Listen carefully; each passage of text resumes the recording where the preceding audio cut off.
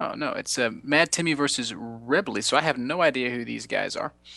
So regardless, we got a lot of fun games coming along the pipe here. We're going to bring you guys LZ Gamer versus Axlav, and then after that, we'll jump into a round of four match, which will probably end up being Select versus the winner of this set, but who knows? So I think we're about ready to make this thing happen. So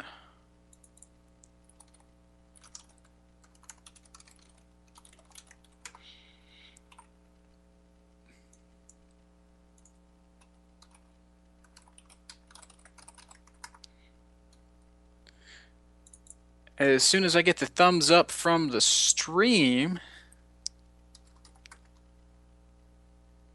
All right, we're ready. So, Zerg versus Protoss, Xelnaga Caverns. EGXlav versus EGLzGamer. I'm so excited. I hope you guys can tell. I'm excited because these are two cool dudes. They're I dare say friends.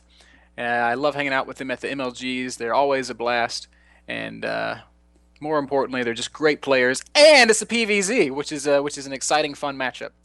So MLG, Xelnaga Caverns, Axlav versus LZ Gamer in the Alienware Arena, brought to you by Alienware, MLG, and what is the last sponsor? I swear, these guys are never gonna ask me to cast another event ever again. It's so hard to remember. e-rev, e-rev, e-rev, e-rev, e-rev. You guys are amazing, e-rev. I'm not forgetting you because you're not amazing. I'm forgetting you because I'm scatterbrained, absent-minded, and fail. So thanks to you guys, the viewers, for tuning in. I hope y'all are enjoying the games as much as I am enjoying casting them.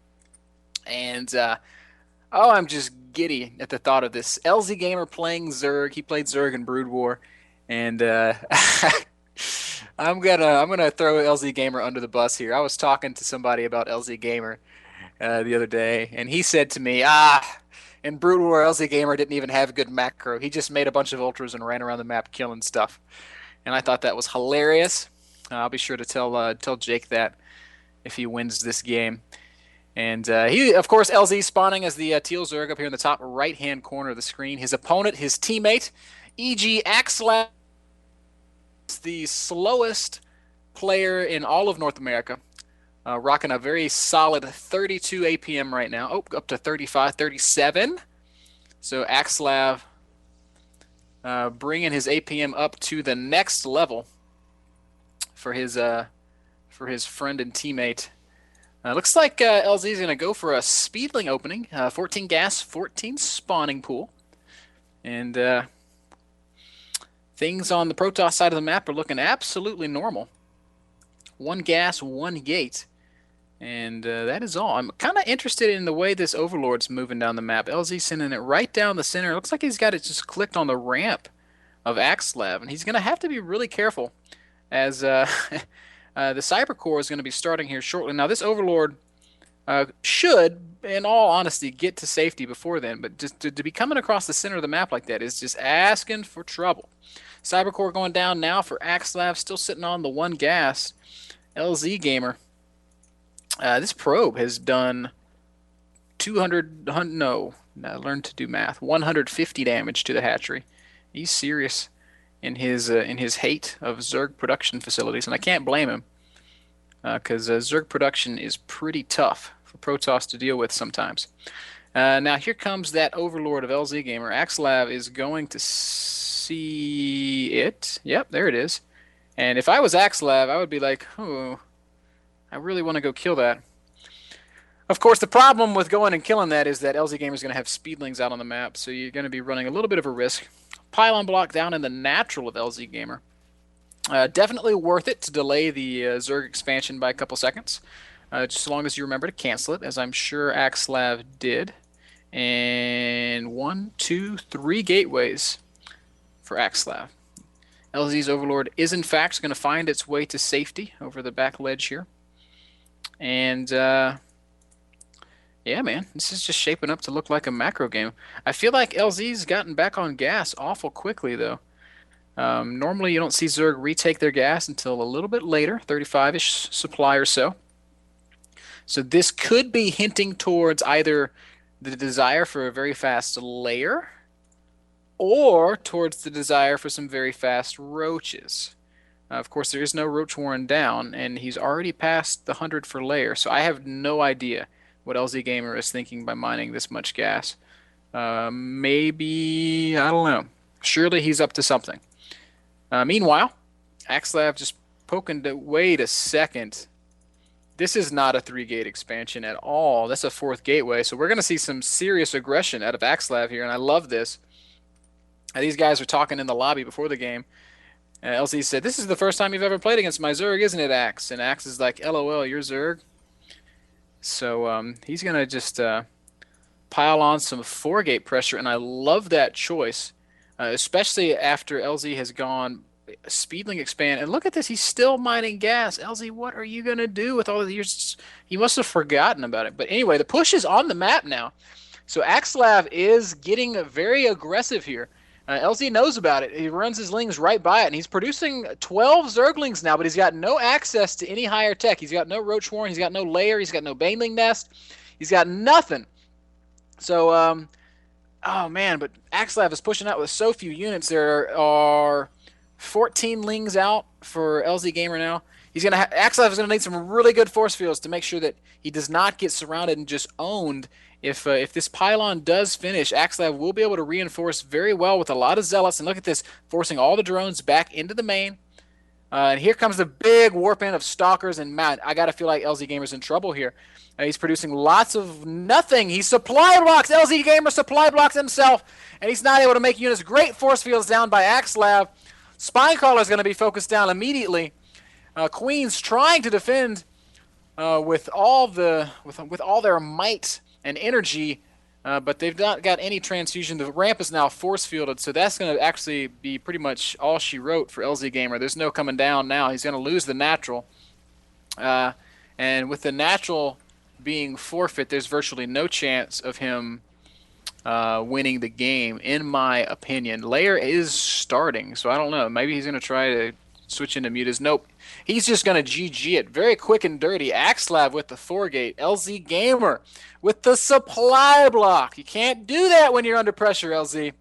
So game number 1 goes to Axlav, and that's got to be a big win for him, because Xel'Naga is not the easiest map for Protoss. So is LZ's pick for game 2. And he has chosen Shakur's Plateau, which for the life of me, I do not understand. But we'll talk about that once I get the game going. Let's see. I'm in game. Let me get LZ Gamer in here. Let me get Axlav in here. Let me get the stream in here. And all right. So as soon as our stream gets hooked up,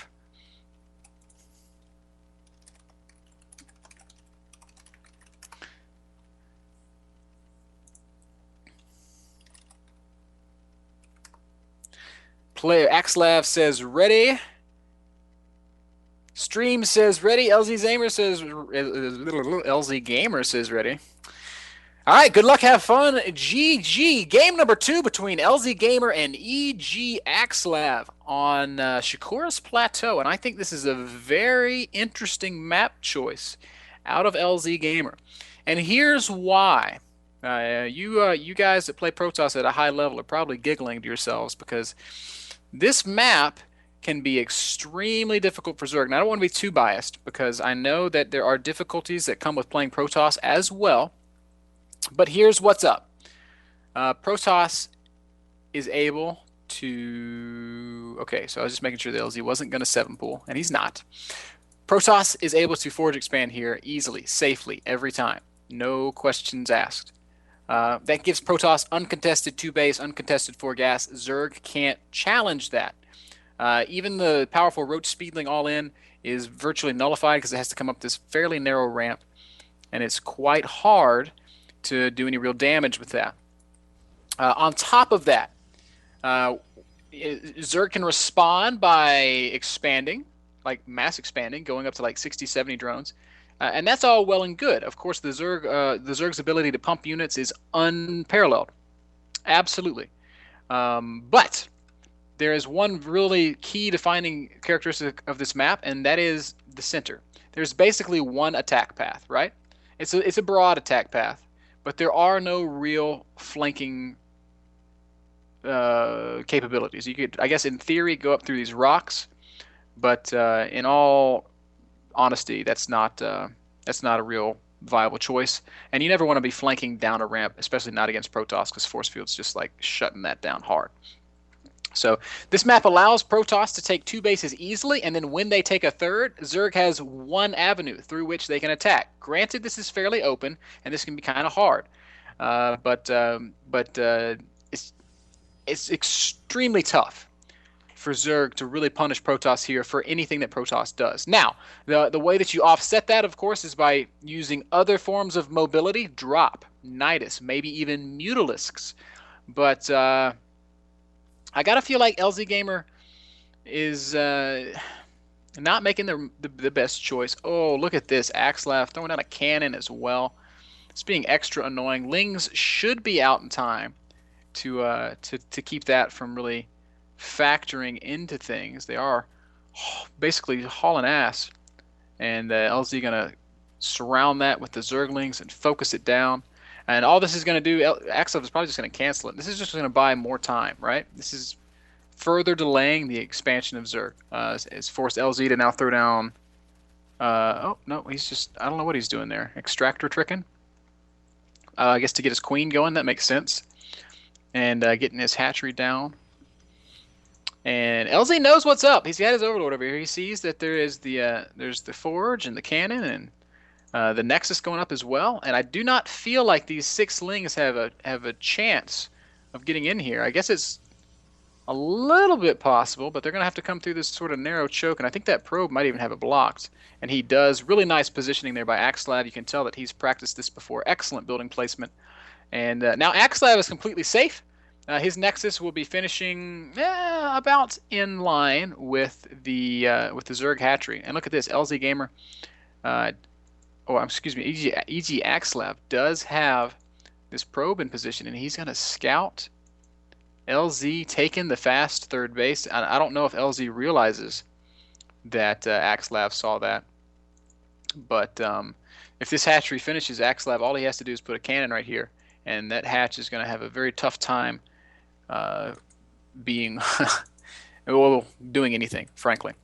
So we see that LZ is droning super, super hard, and on Axslav's side of the map, he's thrown down his cybernetics core. He's chronoing out probes. He's just getting his economy going. And look, Lings did come up here to check, so LZGamer did see it. Oh, no, but he doesn't check the whole area. So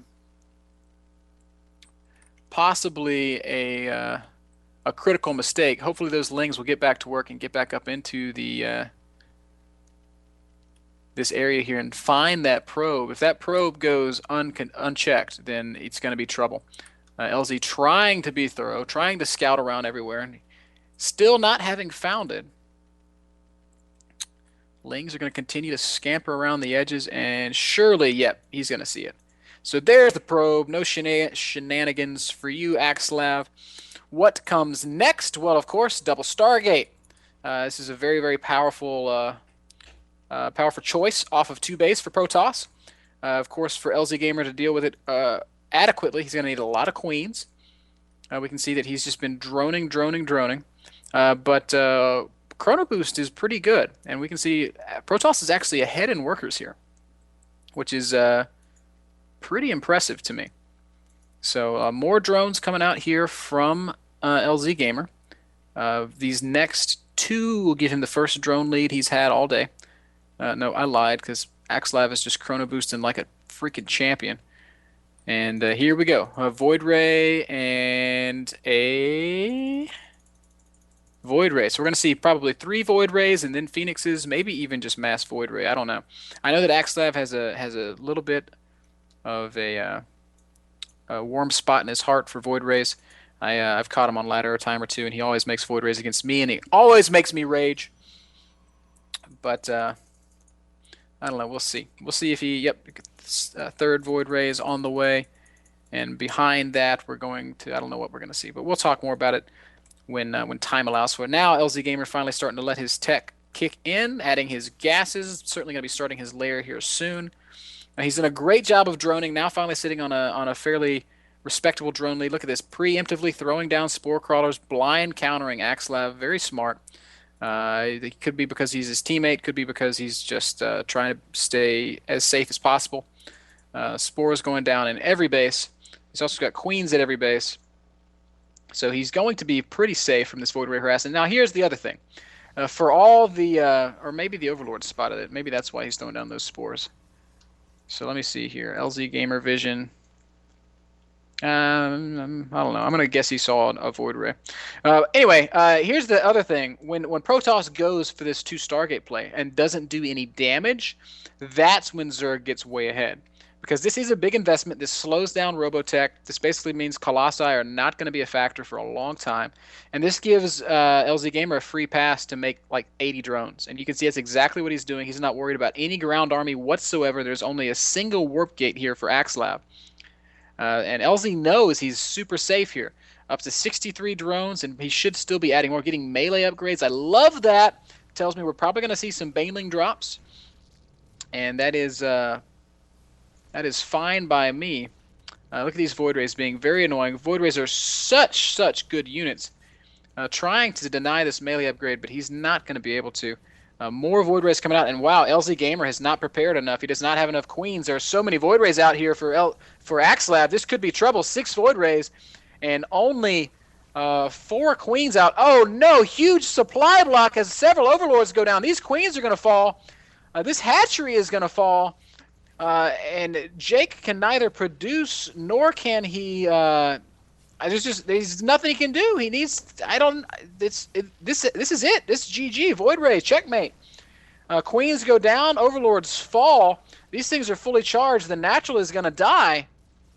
More Evo chambers going down for LZ Gamer. I'm wondering if he has a Hydralisk Den anywhere, and he does. So Hydra production has not started yet because he's been so supply blocked. And man, he's going to lose the natural. Axlav making these games look easy.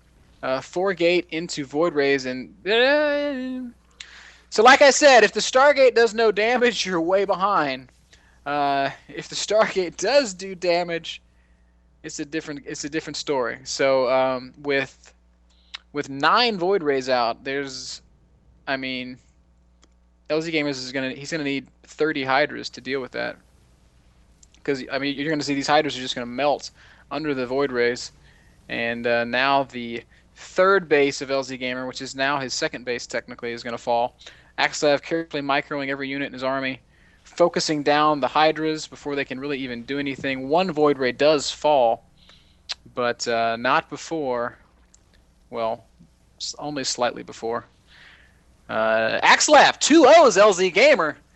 And makes Protoss look quite OP in the process. So Axlav moves on to the round of 4. LZ Gamer is out. And guys, I'll be back in just a little while with your round of 4 matchup.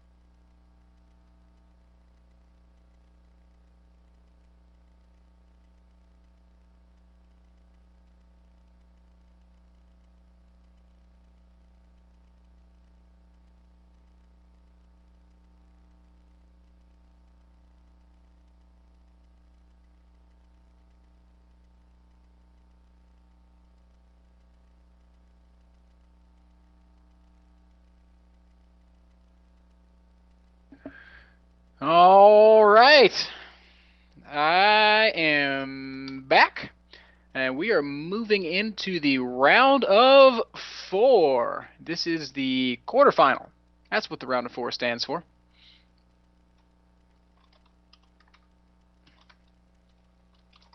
And the game that we are going to be seeing is Select versus Axslav, and it's going to be very exciting and fun because these are two of the best players in North America. I'm super stoked to see it. Select, of course, showing absolute dominance. These guys are trolling each other in chat. Select says meta, and Axslav's like, I'll give you something to meta about. And I thought that was funny. That's because I think all jokes are funny. Let me get our stream in here so we can get everything chugging along. And